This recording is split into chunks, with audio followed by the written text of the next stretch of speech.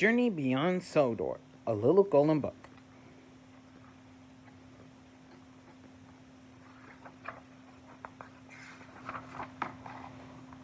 One sunny day on the island of Sodor, Henry ran into trouble in Vickerstown. A signal failed. Henry crashed. Henry needed repairs, so Topham Hatt decided that James would take Henry's trucks to the mainland. James puffed with pride. Thomas wasn't happy. Thomas wasn't happy that James got such a great job. And James thought he was Topham Hatt's favorite engine. Then an idea flew into Thomas's funnel. Early in the morning, Thomas went to the Vickerstown goods yard. He quietly took James's truck and headed for the mainland. He was excited and a bit worried. He didn't know how to find Burlington goods yard to deliver the trucks. On the mainland, Thomas introduced himself to a crane named Beresford. Thomas asked for directions, but Beresford couldn't help him. He'd never been to the goods yard. Thomas rolled on his way. Later, Thomas found a strange engine yard filled with old machine parts. "Hi, nice to meet you," tooted an engine named Lexi. Another engine, Theo, rolled up. Thomas had never seen such odd engines. He asked what kind they were. "We're experimental," Theo replied. "We're test models," Lexi explained.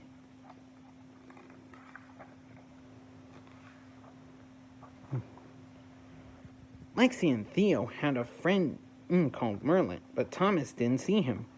"Oh, you won't," Lexi peeped. "He's a stealth engine, designed to be hard to see. Invisible." Thomas gasped. "He can become invisible?" Lexi chuckled. "Let's just say he's always disappearing." Thomas refueled and set off again. Soon he rounded a bend and saw a giant steelworks. At the steelworks, Thomas met two engines. The big tank engine was called Hurricane. The diesel shunter was called Frankie. Thomas asked for directions to Burlington. "Don't worry about going to the goods yard tonight," said Frankie. "Uncouple your trucks." So Thomas did. "We'll look after them for you." Hurricane boomed. Thomas went toward the steelworks. Everything glowed and sizzled as molten steel poured into the molds. It was busy. It was a busy, bustling place. "It's the hottest place in town," Hurricane and Frankie tooted. Afterward, Thomas settled in a comfy shed for a much-needed rest.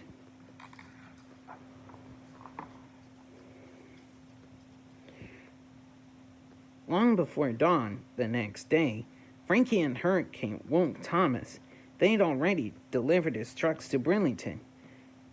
Then I'd better get back into Sodor," Thomas replied sleepily. "We helped you out, little tank engine," Frankie said. Now won't you help us?" So Thomas spent the day shunting ladle trucks and doing other hot and dangerous tasks. He was anxious to go home. But when Thomas was done, Frankie and Hurricane wouldn't let him go. There was more work to do. They locked him in the steelworks.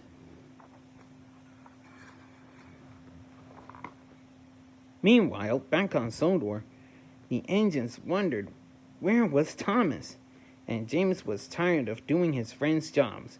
"I'm going to the mainland to bring him back," he said. That night, at the steelworks, thunder crashed and lightning flashed. Thomas knew he had to escape while Frankie and Hurricane slept. He rolled through the dark, slowly building speed, and bashed through the gates. Thomas fled into the woods. "Are you hiding?" asked a voice in the dark. "I love hiding. I'm a stealth engine." Thomas knew the voice was Merlin's. "Don't worry," Merlin whispered. "You're with the best hider ever." Thomas felt safe. The big engines didn't find him. The next morning, Merlin was gone. As Thomas headed toward Sodor, he met Beresford again. Just as Frankie and Hurricane got near, Beresford quickly hoisted Thomas up and hid him. Just then, James rolled down the track and met Frankie and Hurricane. The three of them went off together. Thomas knew he had to save his friend, and he knew who could help. Thomas hurried to find the experimental engines again and asked Theo, Lexi, and Merlin to help save James. "We can't do anything," and Theo said. "We can try," Merlin replied. "This is so exciting," Lexi tooted. Theo and Lexi pretended there was an accident, and Frankie and Hurricane went to check. Thomas and Merlin snuck into the steelworks. "James," Thomas peeped, "we have to go." "Oh, I'm ready," James puffed. "I don't like this work at all." Frankie and Hurricane returned. They chased Thomas and James back into the steelworks. Theo tried to help, but he crashed into a control panel. A giant magnet swung out and stuck to Thomas. It lifted him and carried him toward a glowing furnace. Theo hit the release button. Thomas crashed down and knocked over a vat of molten steel.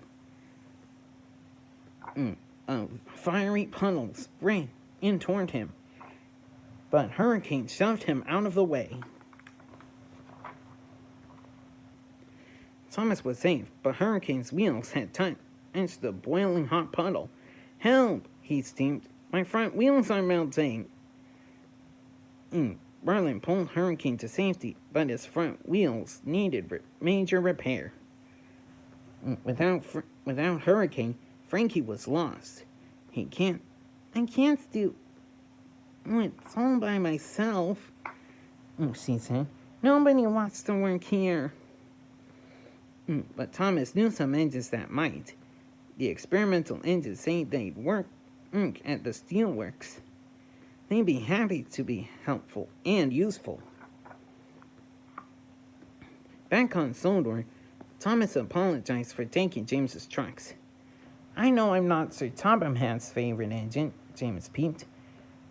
"If anyone is, it's you, Thomas." "Silly, James," Thomas said, chuckling. "In too much sense, their friends were happy to see them again. There's a sight for sore eyes," Sir Topham had said. He was happy to have all his favorite engines home again. The end.